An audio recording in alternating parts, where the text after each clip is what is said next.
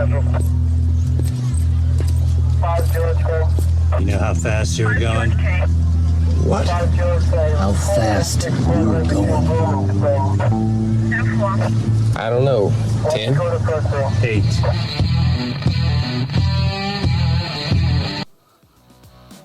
Be advised, this is an explicit podcast. If you're easily offended, get your panties twisted into a knot. Leave now. Run to your safe space. Get your little cloth for your tears. All the opinions expressed on this podcast are those of the host and his guest and do not reflect the opinions of any local or government agency.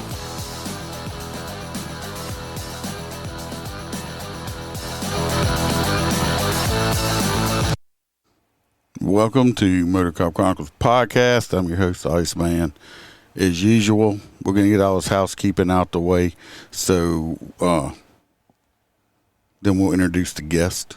We have a guest. That don't happen all the time, but we do. First off, if you want a great cigar, go to mypatriotcigar.com and use the promo code MOTORCOP15. That'll give you 15% off of your cigar purchases. I believe they still have it going on. If you order $100 or more, I believe you will get free shipping. These are premium cigars, not the old cheap ones you're going to buy in the gas station. So if you do like a cigar, go check them out. And as usual, you know, if you want to buy some, send him the whole stare because he still hasn't got any, and he's crying like a little titty baby on that matter. If anybody wants any merchandise, t-shirts, I just put out a candle up there, a new candle. It's a F Your Feelings candle. You can go check it out if you want to get it. I think I got it like at $12. Check that out. T-shirts, the other merchandise. The Go Goat t-shirt will be out for a while. It'll be up soon. If you want a Go Goat shirt, you can go over there and get it too from the other episodes. I'm not going to leave it up forever though. It's going to be like a limited edition. If you want more MOTORCOP Chronicles, pictures, videos, text, all that other good stuff, you can join the Patreon. I think I got on like 20 extra episodes out there, loads of videos, pictures, all kind of stuff. I'm very active on Patreon. Speaking of, you can be a full crew member. Our full crew members are Jared Nitrous, MOTORCOP for life. We have Mr. John DeMink, Dan Carlson with Burley Boards. Makes a great product. Y'all check them out. We got T-Bird. We got Mr. Jim Procrant from the Short Track Guys podcast. We got our favorite truck driver, Mr. Hoppy Hoppison. We got Blake Walker. We got A.A. Ron from I Had to Say It podcast. We got Z Palmer. We have Roy Spalding. That's Roy with the S. We got our favorite girl from Australia, JoJo. We have Kaylee Norris and Natasha A. And from Washington, and of course, last but never least, is Melissa Holstein, the original crew member. Appreciate every one of y'all helping me keep the bills and the lights on, because I do have overhead, believe it or not. So without further ado, we got all that junk out the way. We're going to introduce, let me get this right here. This is Miss Stephany Ann. And there she is. And she is a domestic violence advocate, and going to talk about stuff like that. And October is going to be is Domestic Violence Awareness Month, I believe. How you doing, Stephany? Hi, thank you for having me. So just to give you a little bit of background on who I am and what I do, in the early 2000s, I became a domestic violence advocate with the prosecutor's office in Oregon. And one of my roles as an advocate was helping victims navigate the legal system, letting them know where the case was in the system and giving them the resources that they may or may not want. And then we did a lot of safety planning as well.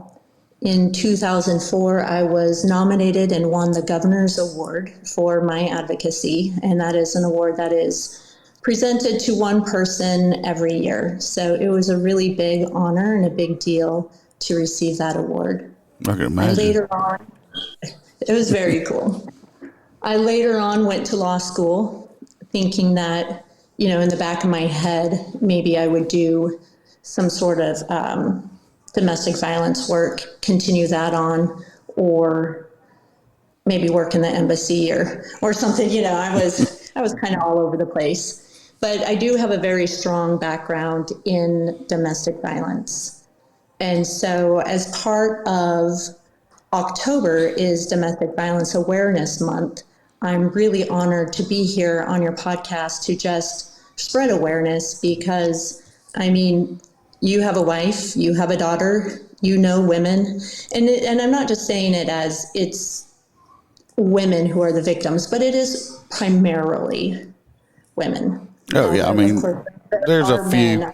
There's a few men, and then that it happens too. But I say 99% of it's women that are battered, not the men. Yeah, and so this is something for everyone to hear. Everyone who knows a woman or a girl, this is something that they need to hear. So domestic violence is otherwise known as intimate partner violence or family violence. It refers to a pattern of abusive behaviors used by one person to gain power and control. And so it really is about power and control.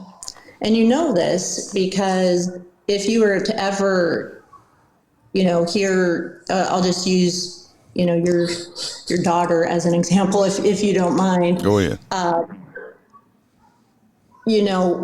Usually the perpetrator, they can stop. Like if you came in the room, they're not going to show you the violent side of them. They're not going to show you the power and control side, which goes to show that it's about power and control. It's not about anything else.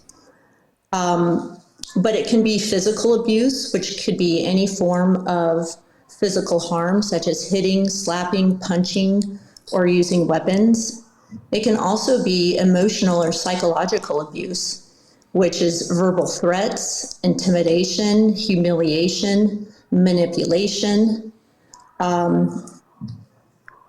things that just target the victim's self-esteem and mental well-being. I think a lot more of that goes on, believe it or not, than the physical part. People don't realize that mental abuse. I know some people that's been through that. Never got a hand laid on them, but it's like the mental trauma that they went through. It took them a long time to get back right. It does. It messes with you. And especially if you're dealing with a narcissist. And so another part of my story is that I spent 17 years married to two different people, one 13 years to a covert narcissist, and the other 4 years to a more violent narcissist. And one of their big tools is manipulation. They manipulate or exploit others to make them feel better about themselves. And, the emotional and psychological abuse, like you said, is so rampant. But so many people don't talk about it because they don't think it's abuse, or you don't always see it until it's been many years of the manipulation, because it starts out small. It could just be one negative comment like, oh, you're so fat when you wear that dress, or that doesn't look good on you. But then over time, it escalates to more severe forms of manipulation. And you as the victim, it's very hard to see that that's manipulation and not truth. Well, it's like the man, tell a woman, well, you're lucky you even have me, because nobody would want you. You're too ugly, you're too fat, you're too stupid, you don't do this, you don't do that, all this stuff like that. Sounds like, well, I don't want to leave them because then I'll be all by myself. Yeah. Well, and that's with the narcissist. It is they have an inflated sense of self-importance and superiority, and so they use these tactics to just bring the victim down. But then you have this person who's this narcissist who they lack empathy. They're full of manipulative behaviors, but they themselves have such a fragile self-esteem. They need constant attention, constant validation, but yet they're sitting here just manipulating and criticizing and belittling and breaking you down to your breaking point. I actually was listening to this podcast the other day, and it was talking about this word brinkmanship, where, have you heard that word? Brinkmanship? Brinkmanship? No, I haven't. It basically means that you bring someone to the edge of a cliff and you're just about to push them over, but you don't. So, for instance, this is what, like, a lot of narcissists, a lot of angry men do this. They want a reaction, and so they manipulate, they call you the names, they belittle, they criticize you until you come to, like, this breaking edge, like they're going to push you over the edge, but you don't fall off the cliff. You just hang suspended. Now, in my years of being in law enforcement, stuff like that, maybe probably nobody can explain it, but I've arrested my share of wife beaters, and then the next day I have him locked up, gave her the numbers and everything where she could go to get out of the situation, women homes and stuff. The next day she is up at the jail trying to get him released. And this won't be like one time. I mean, it's going to be multiple occasions, where we go over there and we know who we're dealing with, because we've been over there, and we're locking him up, getting him out of the situation, putting him in jail. And the next day she's up there trying to get him out. She's at the DA's office, boo-hooing to the ADA, wanting, to drop the charges dropped and all this stuff like that. Yeah, so that was something that was so frustrating for me as well. It's like, here I am, safety planning with these victims and walking them through the system and trying to get them to talk. Like, one of the reasons why in Oregon we started sending the advocates out with law enforcement if it was a domestic was because the victims would talk then. Because they usually recant the next day when they get the phone call from jail, because they are terrified, and then they recant their whole story. And so that's what makes these cases so challenging to prosecute as well. If you have someone who is uncooperative, you really can't go very far in the case. And that's why a lot of these cases do end up getting dropped, and why you keep seeing repeat victims and offenders, because it is the cycle of domestic violence. Well, at least with body cameras, I don't know where do y'all use, you said you used to go out with the law enforcement is after at one point with the domestic violence cases, which I guess they'd make sure it's safe before you went in, right? Oh, yeah. Okay. Yeah. So they would clear the scene or get the victim somewhere safe, even if the other person was at large. But I would go in there when it was safe. Okay. And I would only see the victim, and I would talk and safety plan with the victim. Because I got a couple convictions. Not many. I think it was like 2. Y'all hear Duke, right? He's being needy again. I think it was 2 over almost 30-year career. Of course, I haven't done a lot of domestic violence since I went into traffic, but this was way before they was in body cameras. The ADA at the time actually came and thanked me, because I was making sure that when I was on the scene, I was writing down and keeping notes on everything that she was saying at the time, because it's called an excited utterance. It's like I didn't ask her any questions. she's coming up to me. I had to make notations on how she was. She was hysterical. She was crying. She had bruises on her face. She kept saying over and over, you know, he hit me. But I wasn't asking her nothing. She was just giving me this. So in the state of Louisiana, they have what I guess it might be nationwide, it's excited utterance.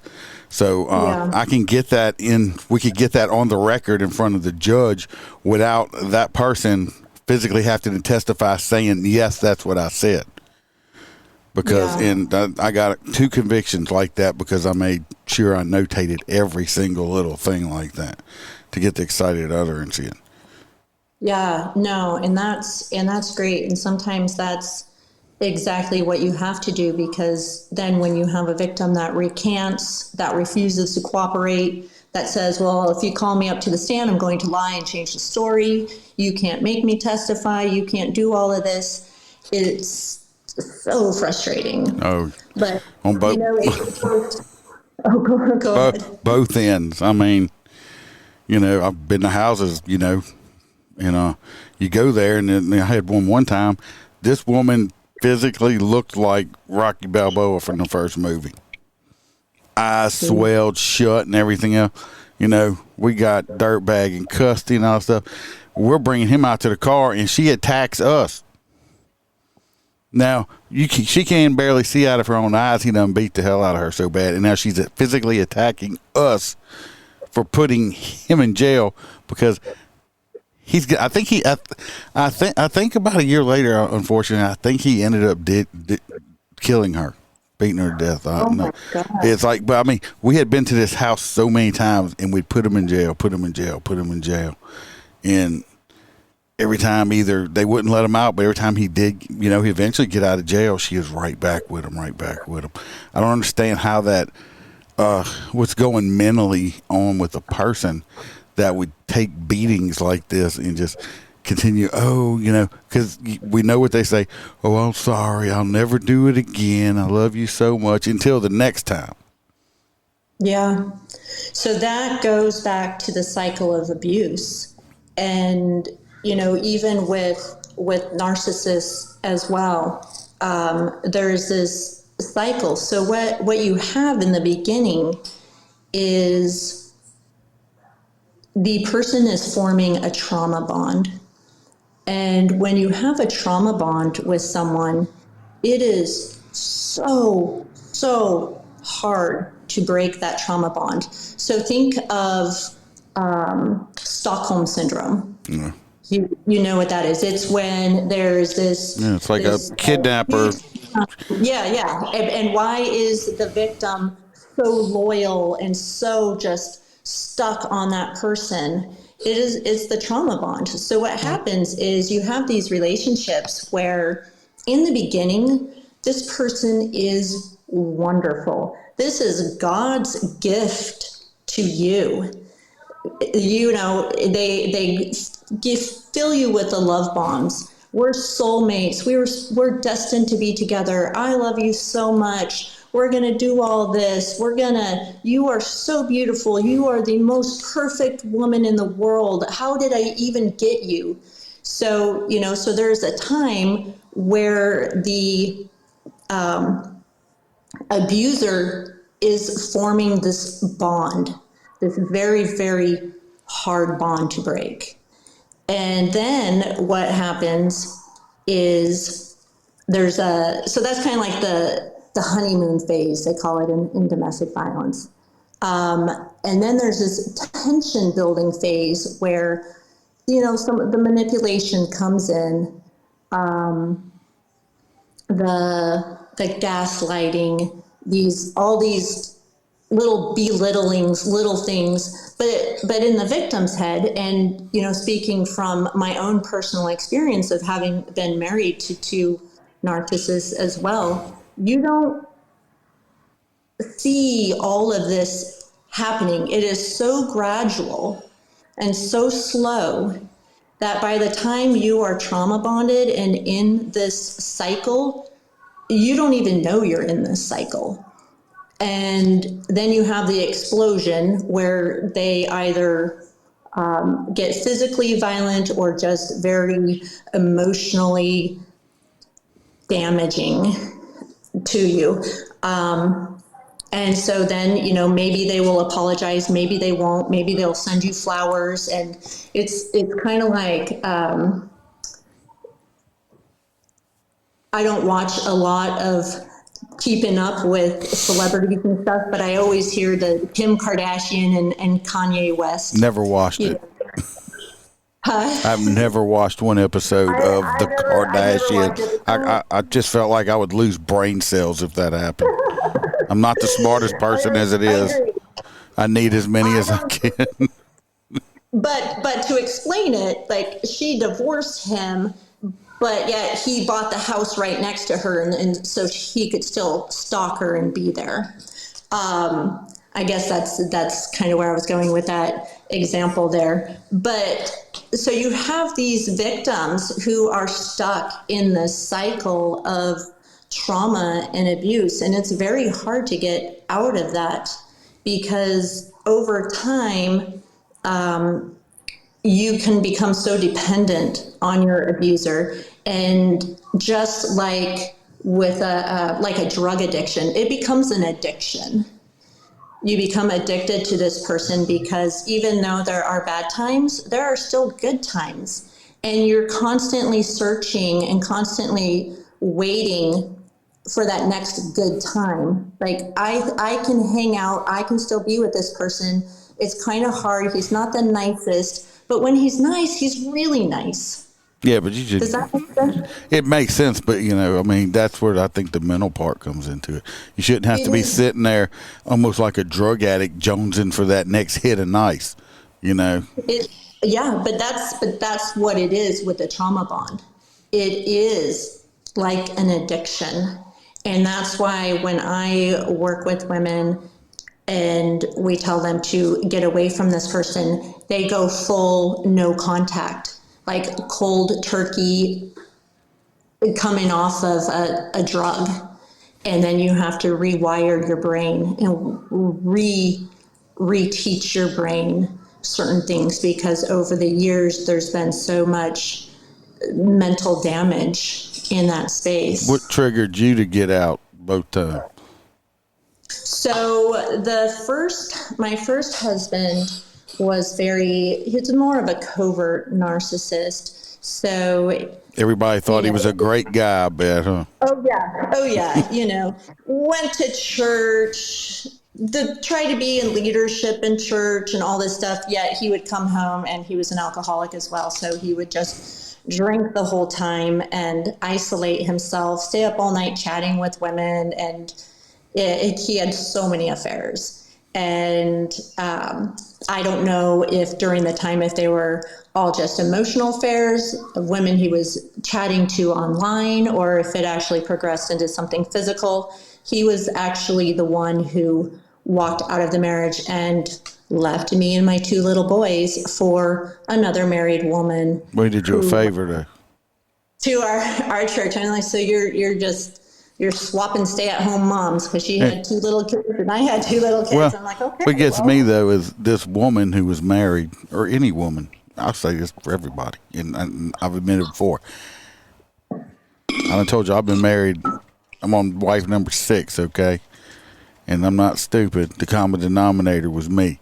I used to not be the best husband in the world. I was. I never beat my wives. I never manipulated them. Typical cop fashion.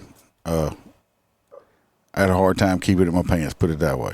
I've mentioned this before. I wasn't the greatest dad. I was not the greatest husband. I haven't changed my ways. And me and, broke my pattern. And me and my wife now been together for a long time, and that's the way it's going to stay. I'm telling anybody, it's real refreshing when I can walk up anywhere and when you can take your phone and I can lay it on the table. I can leave it out there, which I do. I forgot it at the house the other day. I don't care if my wife picks it up. She has the passcode. She can go through my phone. She can look at every text message. She can look at every Facebook. She can look at anything I have on my phone. Why? Because I'm not doing nothing. I'm not hiding nothing. when you're sitting there and you're sleeping with your phone, you're keeping it face down, you keep it in your pocket, you keep it on vibrate. You think these women, or anybody, man included, are stupid? No. My phone is wide open because I'm not hiding nothing. I'm not doing nothing. Life is so much better. So don't go into a marriage or anything like that thinking, oh, I can just get divorced and do this. I was young, stupid, and did make a lot of mistakes. And like I said, no, it's my fault. But you learned your lesson. It took me a while. My mom, when she was still alive, told me one time that women were not like cars. Because I couldn't get past 3 years. 3 years come along, I just got antsy, and there I went.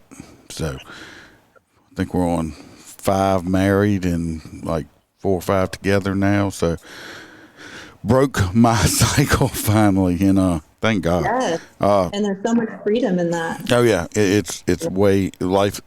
I tell anybody what life is so much easier when you're not trying to hide stuff and everything. I forget where we were. Oh, yours. You said he. So my first husband, he left for another married woman, and that is very typical of. But they'll end up cheating on each other. One of them, because that's how they met each other, by cheating. And if you meet somebody from cheating, somebody's going to cheat. Well, I have heard he is in a dark place and not doing very well. So, which means he's probably not behaving the way he should be behaving. But I don't know. Not my issue. It's called karma's coming back to get him. Right? All right. Agreed. So he ended it. Good for you on that, even though you probably didn't feel like it at the time. So your picker's broke and you picked another bad one. So, like you, some of us, it takes a little longer before we learn the lessons. And so I thought I had healed and was doing everything right. I'm a manifester, so I truly believe I manifested my second husband. I got exactly what I wanted. I wanted the tall, dark, handsome, beautiful man, business guy, divorced father with boys, because I have 2 boys. And I put it out there into the universe. And a week later, I met him. And we met online. And I thought it was going to be, I thought he was God's gift. I'm like, I manifested him. It's exactly what I wrote down on my piece of paper is who he was. But, the universe or God, in all God's graciousness, gave me the unlearned lessons from my first marriage. And thankfully, I was much wiser the second time around because I didn't waste 13 years. Yeah. I only wasted 4. But we can go back and we can look at the lessons, and that's actually what I do when I work with survivors, and I help them rewrite their story to see the lessons so that you're not repeating the same patterns over and over and over again, because until you stop and actually see your story for what it really is, and not what it really is as in like, you don't have to have a victim story. Let's change your story to where you're the hero of the story so you can see the lessons, see what you need to heal, and release them and move on and actually find true freedom, kind of like what you were saying. Oh, yeah. It's definitely freeing when you're not constantly looking over your shoulder because waiting for your phone to ring or do something. It's so free. Do you have any a thing like red flags? Let's say women can look for when they start dating a guy, or is the guys being so covert, trying to basically suck this woman in and trap her, that they're just being Mr. Perfect? It's a little of both. It's really like with me, going back to my second husband, there were things that I could have noticed, like the drinking, but he hid it really well. And at the time, I was running 2 wineries. And so I was just used to people drinking all the time. And so it wasn't this big issue because my life was around alcohol at the time. But did he drink just a little bit, or was he like drinking to intoxication? Oh, well, that's funny too, because he's a big guy, and he would drink a lot, but he would hide it. And I didn't see the hiding until we were married. Okay. And so when you're dating, I wasn't really looking. But like you said, like they come across as Mr. Perfect. And so you're not going to see very many of their flaws. This is why it is so Well, we can't hard. even Anyway, just I'm in talking about just in dating. I mean, when I was dating somebody, of course, you're always putting your best foot forward. You don't want them to see your bad habits right off the bat. Yeah. No, so I would say, like, definitely in a narcissistic relationship, it's the love bombing, like overly generous, overly over the top on everything. Like with my second husband, he would text me all the time, to where it was, I mean, at the time I was like, well, he's my soulmate. I mean, of course, I love him, let's text all the time. But to the point where this isn't what healthy relationships do. He wanted all my attention. He didn't cheat on you, did he? I don't know. The second one, that's the one that texted all the time? Yeah, I've asked myself that many times, because even in narcissistic relationships that, most people say, like, they're constantly cheating. I don't know. The cheating was an issue in my first marriage, and in my second marriage, when I healed a lot from that, I just chose not to dwell on that, because having someone cheat on you for 10 years is horrible. And you can't go into a relationship constantly wondering if someone's doing that. And so I chose to not even go there. So I don't know. But no, I was just wondering, because the reason I was asking is that the texting and stuff all the time. A lot of people that do that, or let's say men or whatever, whoever, they're doing that because, or if they're accusing you of cheating, is because and you're not doing nothing. A lot of time it's because they're the ones cheating. Yes, and totally. My first husband accused me of cheating all the time. I'm like, I haven't even left the house. That's because he was cheating. Yeah, exactly. My second husband, he never accused me of anything he like might that. He might not have been. And like I say, in any brand new relationship, I think people call and text each other a lot. And it's like now, my wife has a pretty demanding job she has, and we might speak. It's almost like old school before cell phone. I will talk to her maybe once a day, and we may have 2 or 3 texts a day, maybe, sometimes none, depending on what's going on. So, I mean, and if you're a couple or dating or something, and you can't do that, and you got to be constantly on the phone doing this, doing that, I mean, if you can't trust the people you're with, just move on. Exactly. I agree. Well, you were asking me how the second marriage ended, and this is when I wanted to bring up mandatory arrests and wrongful arrests. So my ex-husband went on a narcissistic rage for about 3 weeks, and I had never seen this before. I did not know exactly what was even going on. I don't know what set it off, what triggered it. It kind of just seemed out of the blue. I was living in Florida at the time, and we had just spent a holiday in the Florida Keys, and everything was great. And we came back home, and he just became a completely different person. And that's some of the things with the narcissist. They have this Jekyll and Hyde personalities. You never know which personality is going to be there. But he started just kind of belittling the boys. We had 6 boys, belittling them and saying things. And I told him that he could not treat the boys this way. He could not talk to them. He could not be aggressive or angry with them, and he was cussing at them and stuff. And so I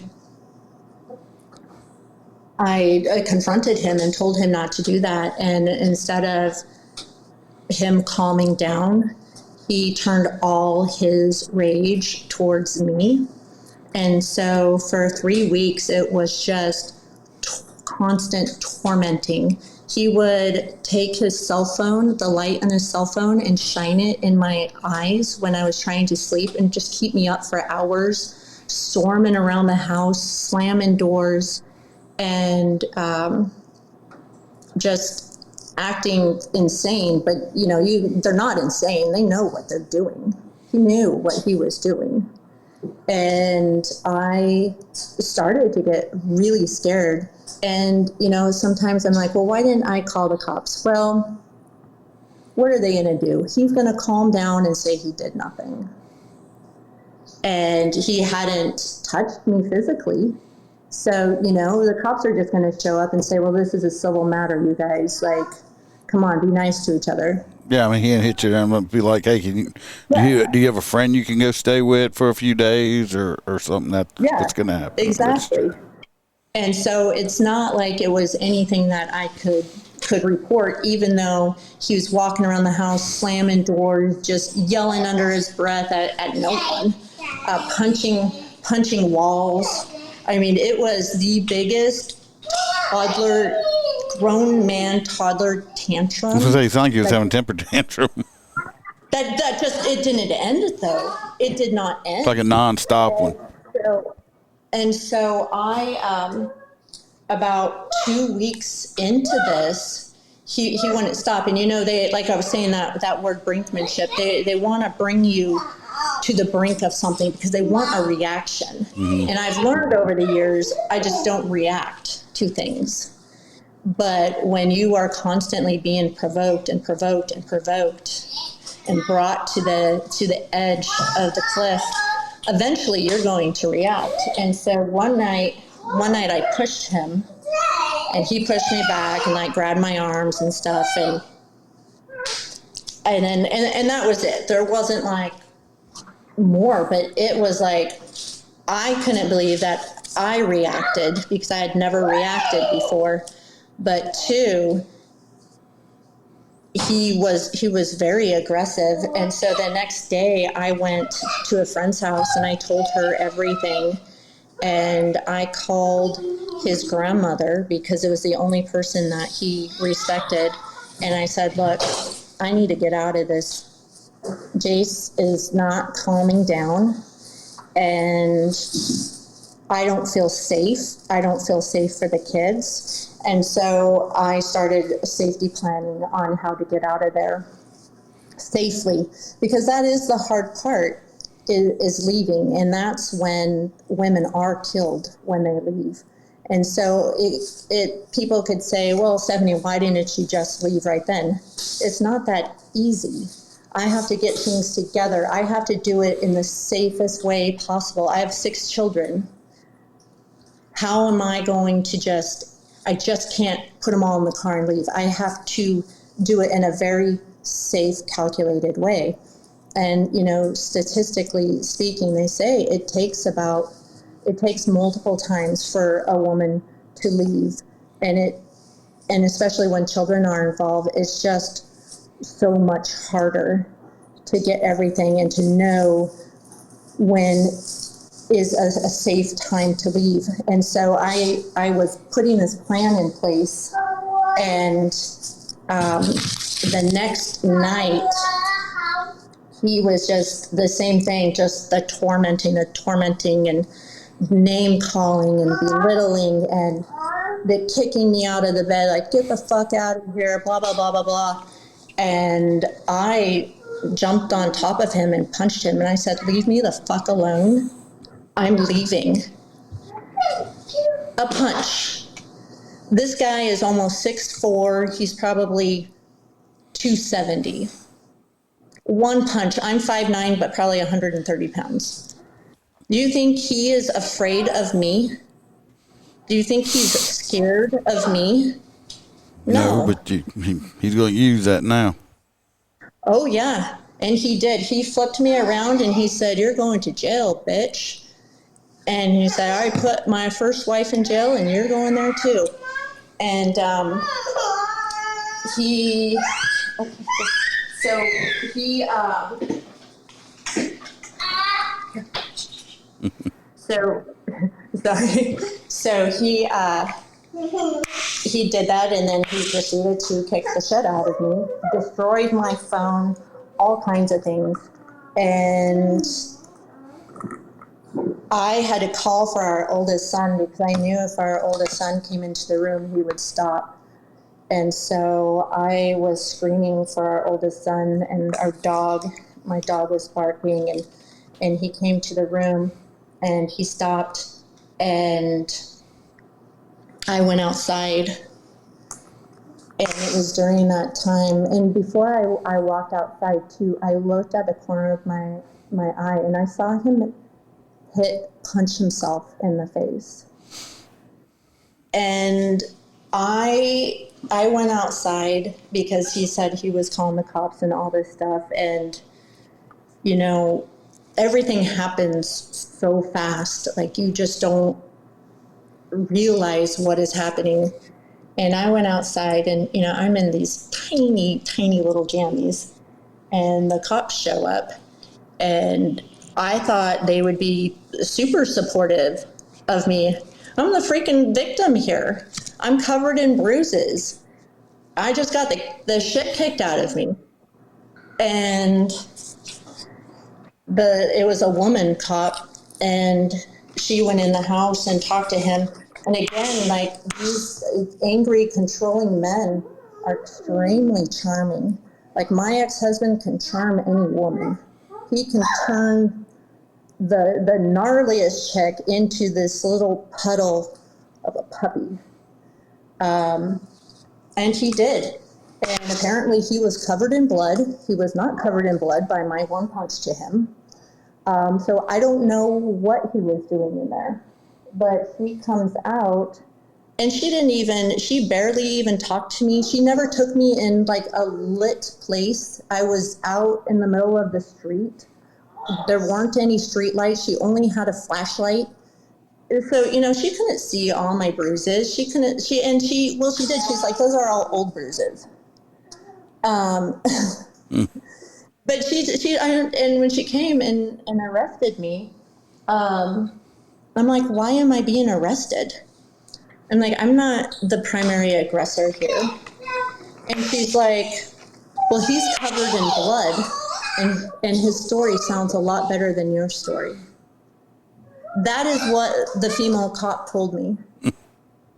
What was he hitting himself with, I wonder, to make himself bleed? Probably his ring and his fist. It don't take much on a head wound for it to bleed like crazy. Yeah, it wasn't from a little punch from me. Yeah. I've never punched anyone in my life. And he was a boxer. He went pro rodeo when he was younger. He's a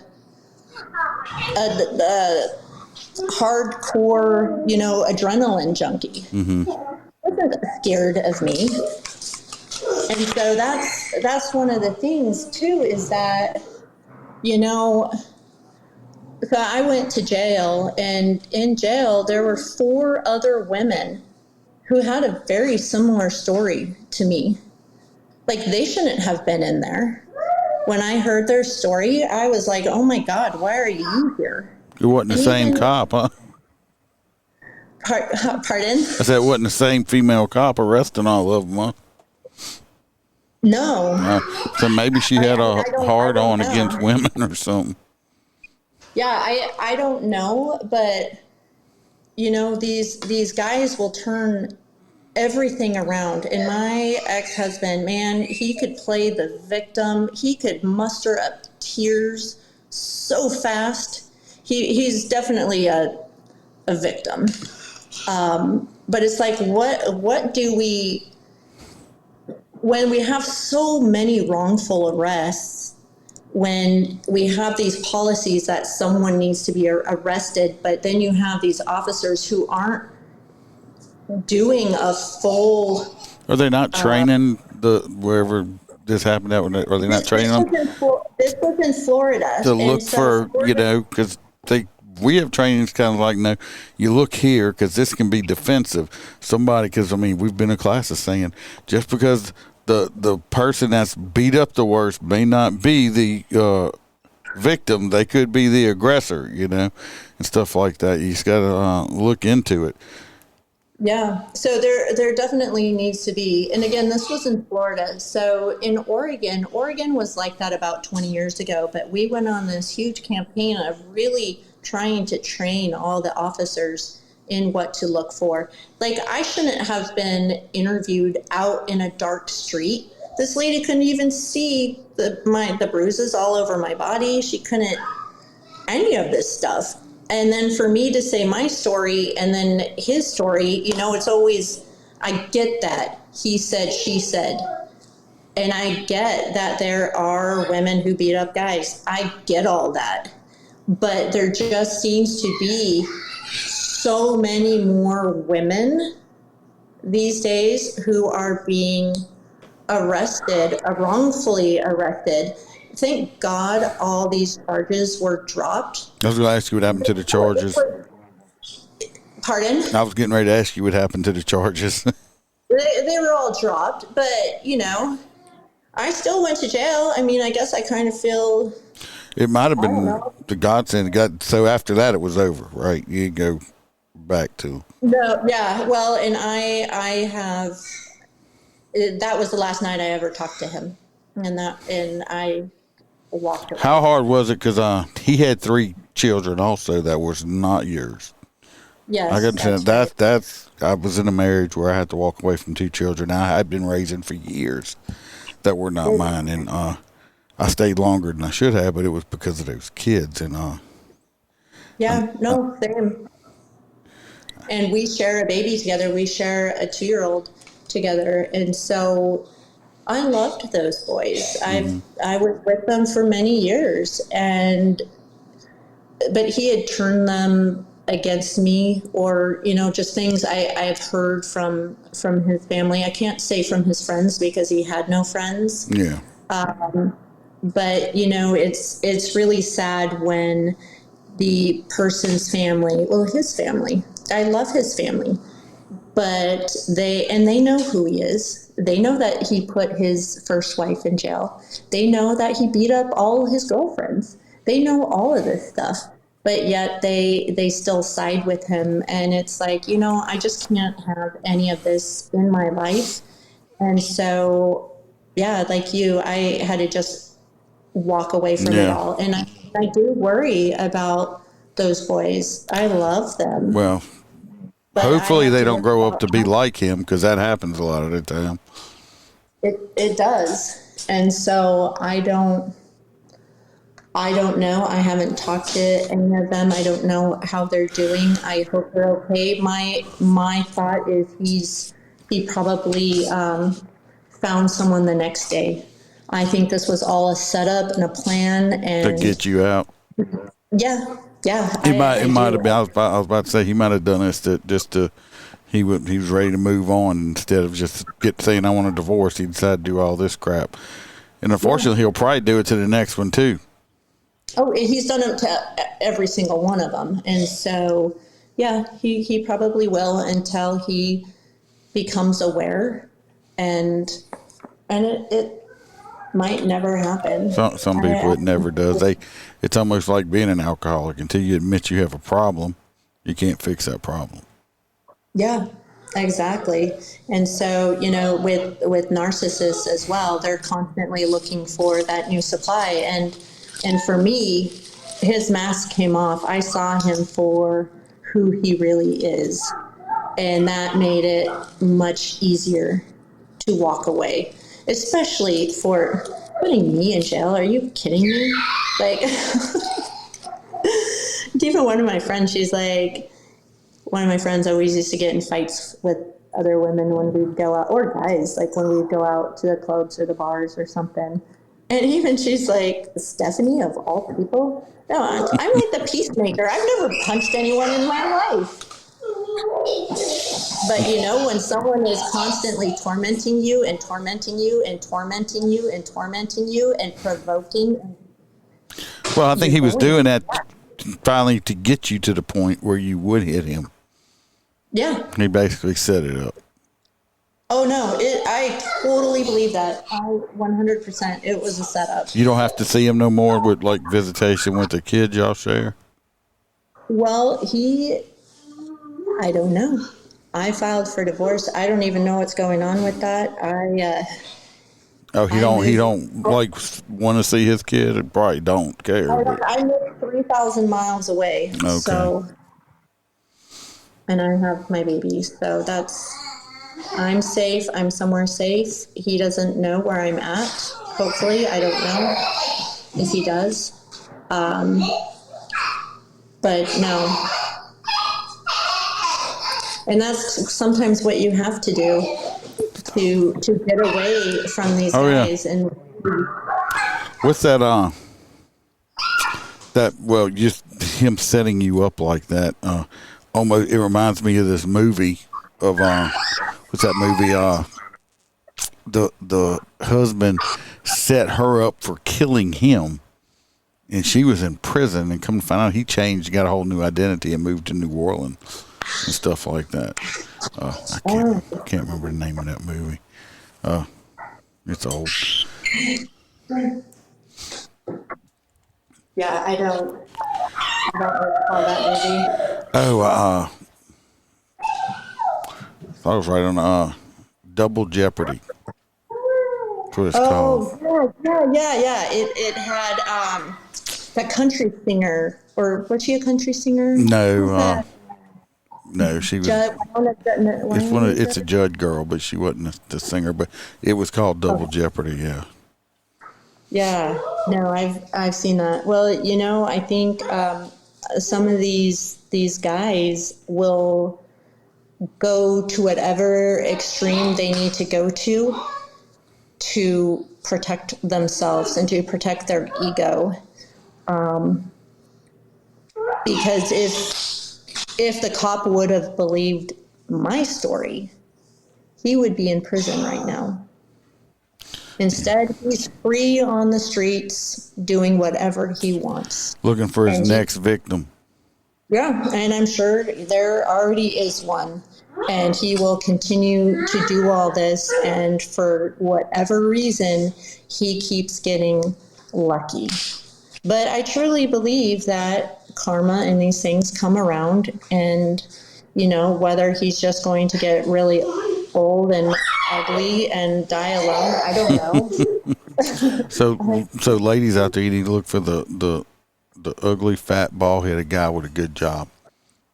Right? Stop trying to date the pretty boys or the bad boys. Exactly.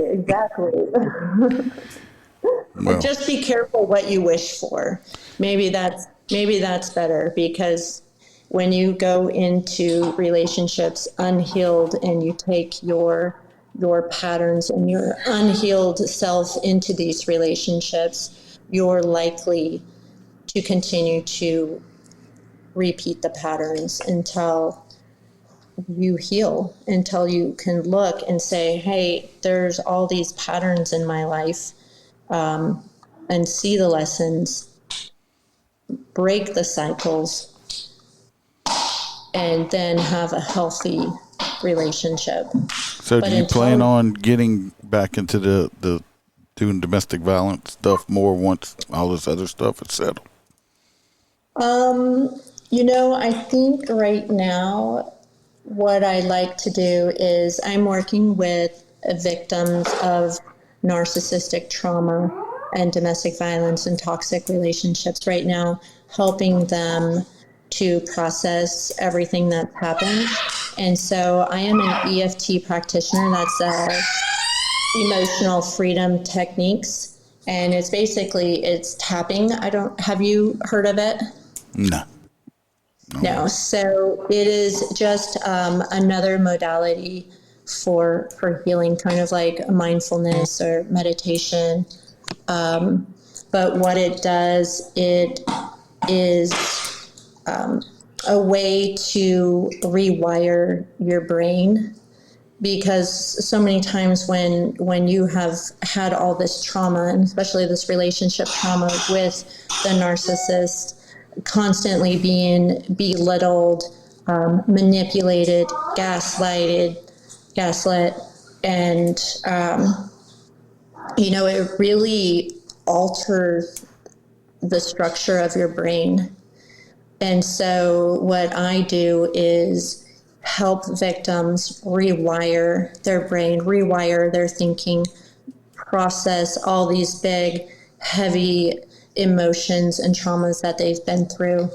And then I help them rewrite their story. So instead of having a story where they're the victim and they're giving all their energy and their power to these abusers, we change the story to where you are now the hero of your story.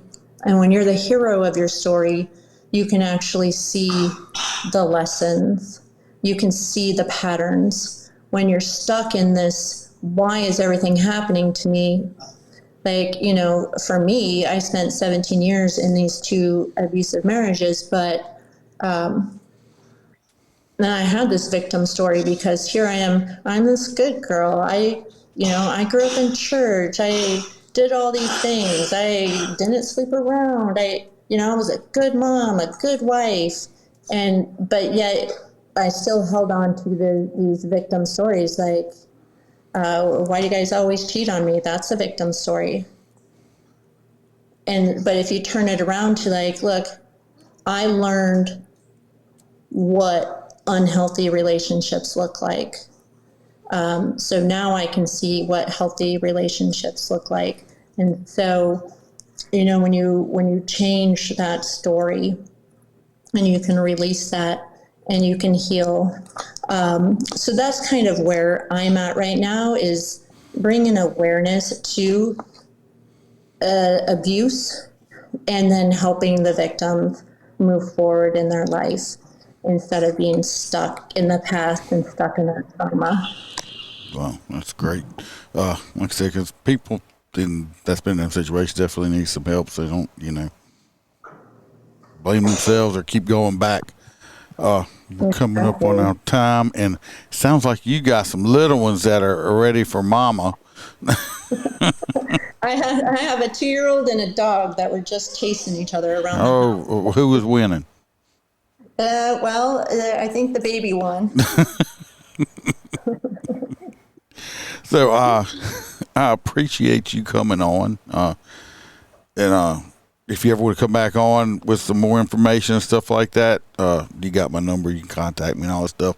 And when I don't know if this one's going to come out, I'm got some other interviews, but when I put this one out, I will send you the link to this one also for you. Thank you. And I appreciate it. I'm sure the listeners appreciate it. We got a lot of good information on domestic violence, and because we all know that wife beaters are pieces of shit and deserve to be molested with spiked baseball bats with the pedophiles. So that's how I feel about it. So hang on, don't hang up right away. Everybody, I appreciate y'all listening. Of course, I'm always putting different episodes out. Be safe. Watch your back. Watch your partner's back. Remember, we're not sheepdogs, we're lions. And to remember to smile, because the Iceman could always be behind you.